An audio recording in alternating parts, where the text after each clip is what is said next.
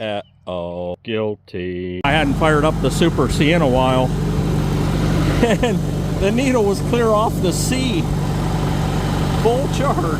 It's still charging. I'll let her run. New alternator doing its job. I found a nest up on that manifold. That ain't good.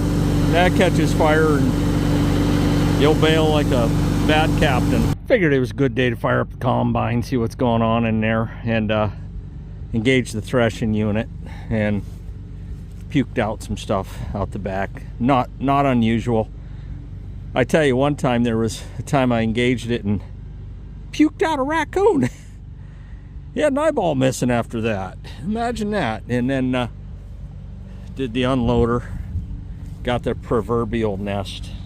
Well, after running this 826 out in the field, I just picked up on little things that kind of bothered me. And the seat was one of them. And so I ordered a new seat. And that's going to get changed out today, off camera.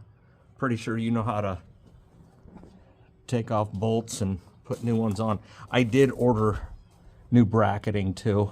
I could have pulled this off and just painted it and it would have been good enough, but for the price, I just got the brackets and the cushions. All new. Well, I spared you the agony of me greasing this up. And there was a video I made on how to adjust your tire or wheel for plowing. And this is the C2214 plow. And last year I noticed, the first time I used it was last year, these aren't even plow bolts. Some of those on there, they're just the wrong bolts, but works. We're gonna polish them up. But yeah, you can see here from dead center PTO out to the inner tire, I am 25.5 inches. Dead on, that's where I like it.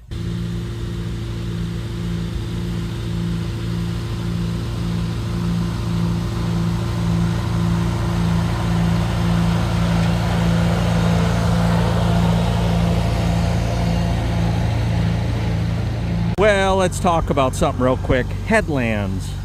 Headlands. I had one guy comment, he says, oh, if my dad saw you leaving that much as far as the headlands, he would have freaked out.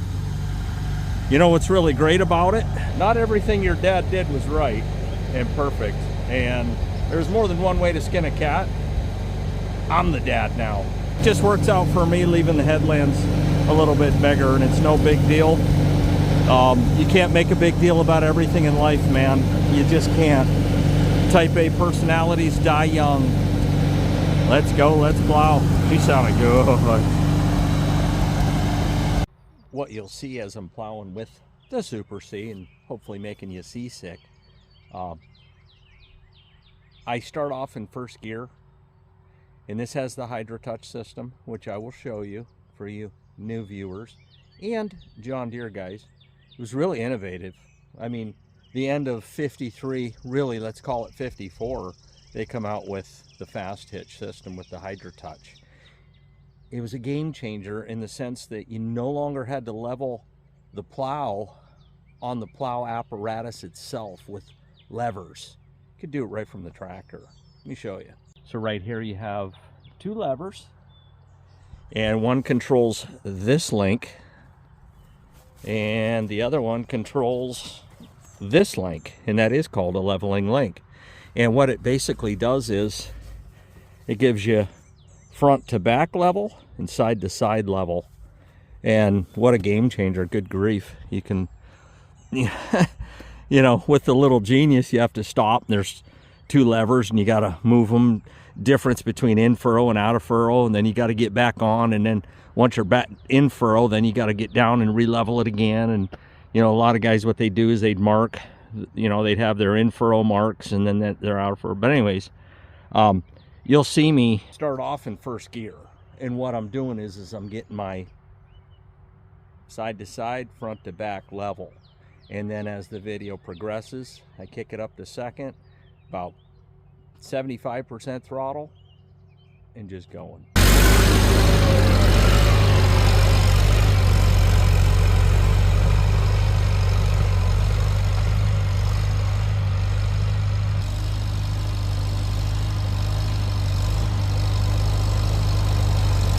Oh my word, you gotta be kidding me. There's a worm. In-tilled soil. Look, there's another one. In-tilled soil. There's more. In-tilled ground. How'd that happen?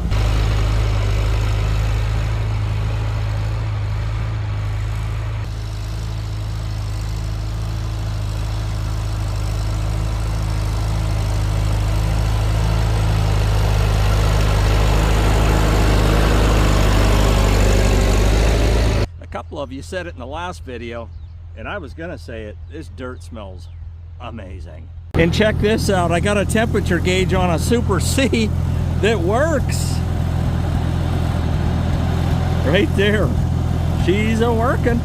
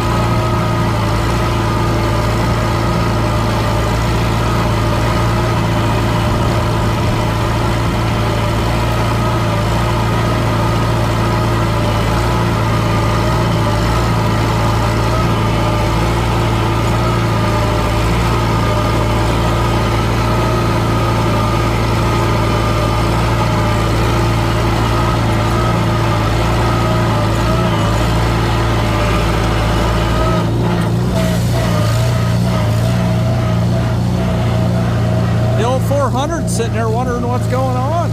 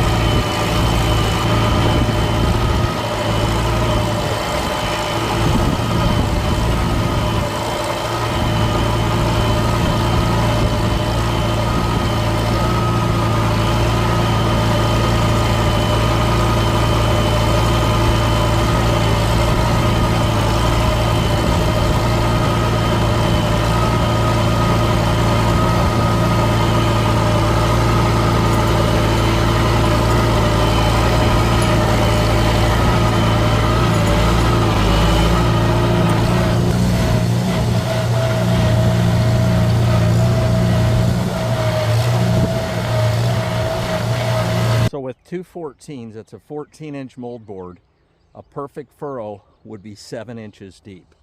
Let's check the furrow. I'm sure there's some people that have already left comments. I waited till, oh, I don't know. Let's say we're 12 minutes into this. Let's have some fun with the sharpshooters.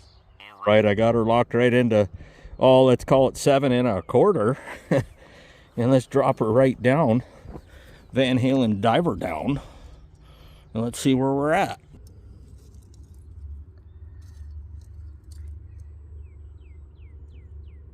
That looks like it's a little over 7 inches.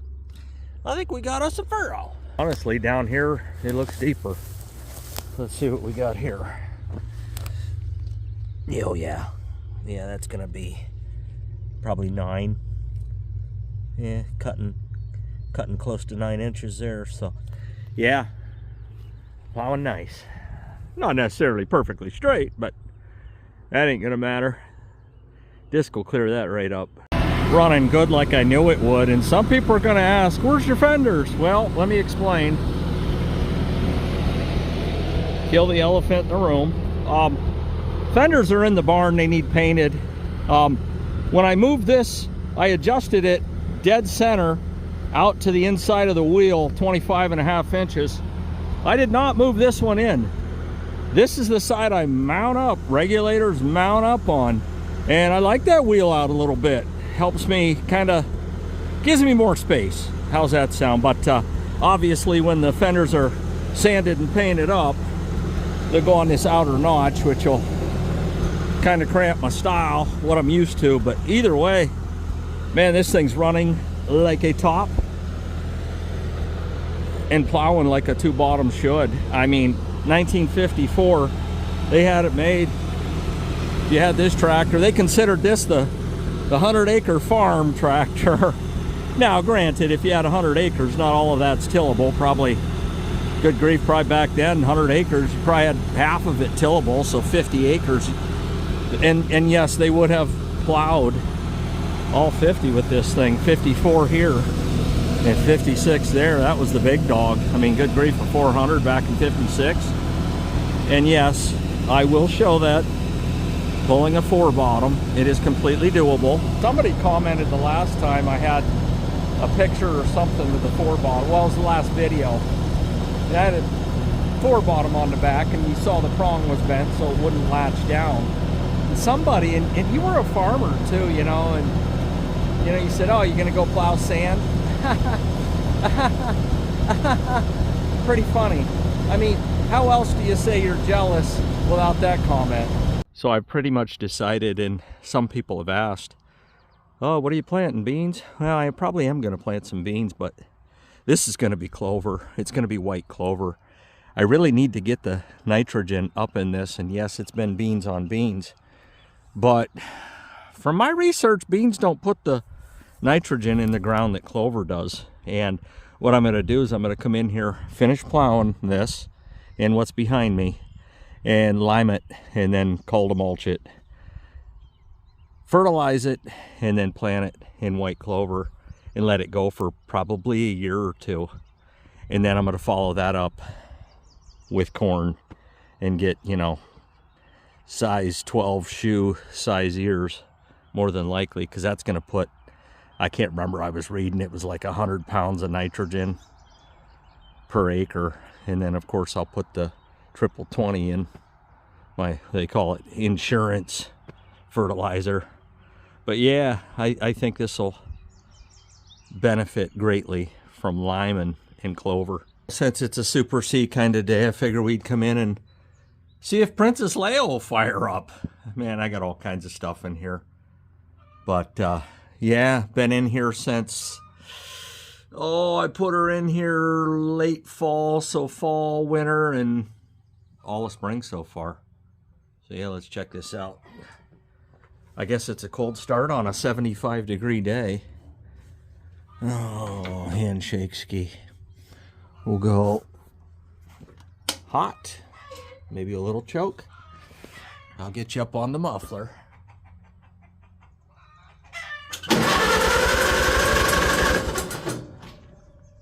Maybe no choke.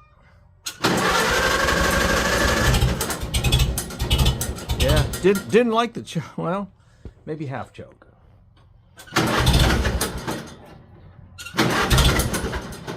Let's throttle up. Oh, all right. Oh. Oh. Super squeaky belt. Have to get that rectified.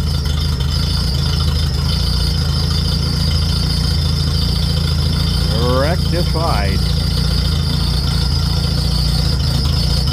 Yeah, that alternator belt. That's a new alternator on this tractor, and there's quite a bit of stuff done to this, and I won't talk about it too much today, but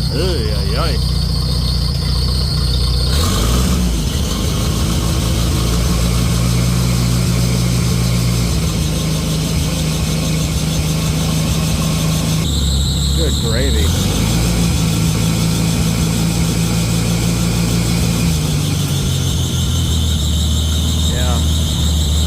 Got some belt work to do. Yeah, and probably what I'll do with the other Super C is what's done here. Just bring the fenders right out to the end of the axles, so you got plenty of room to regulators mount up. But yeah, the old belt's a squeaking. You know, we're gonna have to get her backed out of here and tightened up. So there you go, Princess Leia. Out here in a Lodestar, trying to bleed the brakes out, and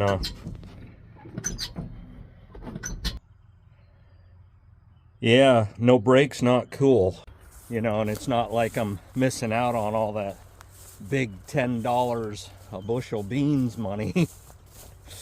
I mean, I might as well benefit the soil if I can't benefit.